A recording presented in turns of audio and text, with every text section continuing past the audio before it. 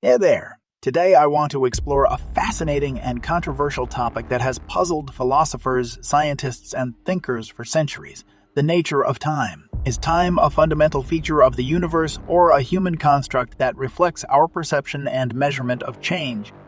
Does time flow like a river, always moving from past to present to future, or is it static and timeless, just a necessary illusion of consciousness? And what are the implications of our answer for our understanding of reality, causality, and free will?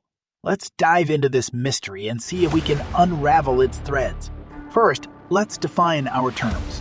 Time is often defined as the duration between two events, or the sequence of moments that form a chronology. We use various clocks and calendars to measure and track time, from atomic clocks to astronomical observations.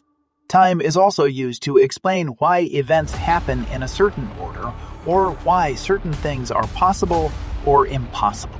For example, we say that the sun rises in the east and sets in the west because of Earth's rotation, or that a cause precedes its effect, or that a person cannot be both alive and dead at the same time. Time seems to be an essential part of our everyday experience and language, but is it also a fundamental aspect of the universe itself? There are different philosophical and scientific views on the nature of time, but let me start with two broad categories: the A theory and the B theory. And the B theory, also called the presentism or the dynamic theory, holds that the past and future do not exist, but only the present moment.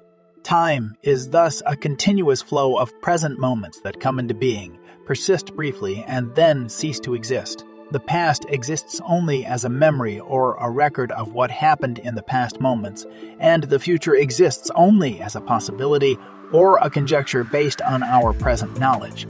The A theory thus assigns a privileged status to the present as the only real and tangible moment. This theory is often associated with the metaphysical school of existentialism, which emphasizes the individual's freedom and responsibility to create his or her own life and purpose in a finite and uncertain world. The B theory, also called eternalism or the block theory, holds that past, present, and future all exist equally and simultaneously, like different locations in space.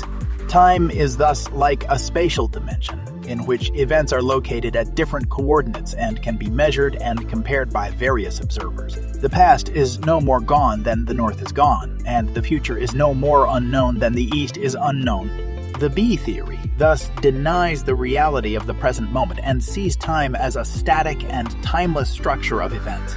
This theory is often associated with the philosophy of logical positivism, which stresses the importance of empirical evidence and logical coherence in determining the truth of statements. Now, you might be wondering, which theory is correct or more plausible? Well, it depends on what criteria we use to judge them. A theory seems to capture our intuitions about the fleeting and precious nature of the present moment and the difficulty of reconciling the past and the future with the present. A theory also seems to make sense of our moral and spiritual aspirations by emphasizing the uniqueness and urgency of our choices and actions. However, a theory faces some challenges from modern physics, particularly from relativity theory and quantum mechanics. Relativity theory shows that time is relative to the observer's frame of reference and can behave in weird and counterintuitive ways, such as time dilation and time reversal. Quantum mechanics shows that particles can exist in a superposition of states and only collapse into a definite state when observed or measured. Both theories seem to suggest that time is not an independent and objective feature of reality, but a relative and subjective aspect of the observer's interaction with the universe.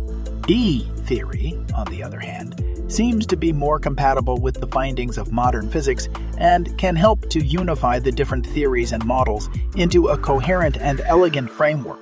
D theory also seems to offer a simpler and more comprehensive account of causation, since it avoids the problem of asymmetry between past and future that A theory suffers from. However, B faces some challenges from our common sense and intuition. D theory seems to deny the reality of change and becoming, reducing everything to a static and homogeneous block.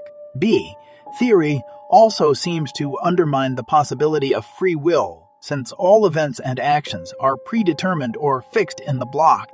Both challenges seem to contradict our experience and agency as conscious and creative beings. So, where does that leave us?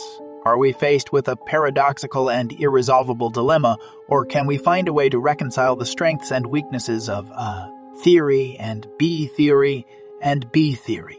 Well, some philosophers and physicists have proposed a third alternative called the SC theory or the hybrid theory that blends aspects of A theory and B theory into a new synthesis.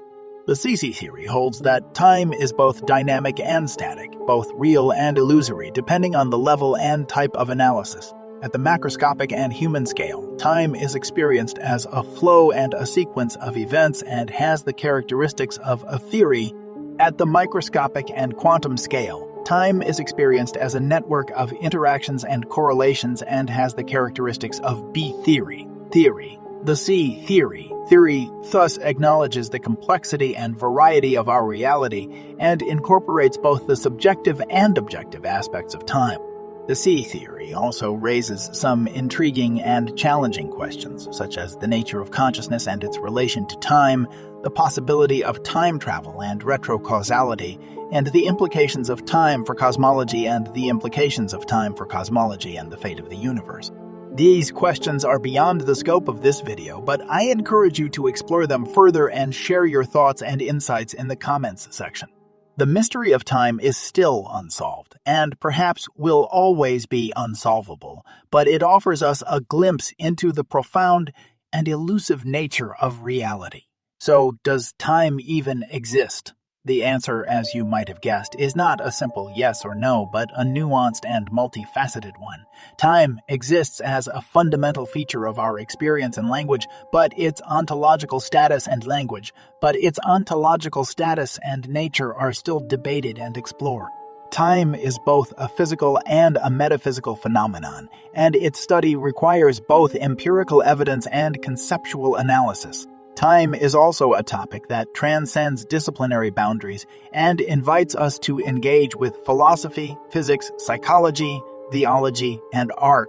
Time is thus both a challenge and an opportunity for us to deepen our understanding and appreciation of life and the universe. Thank you for watching, and see you next time.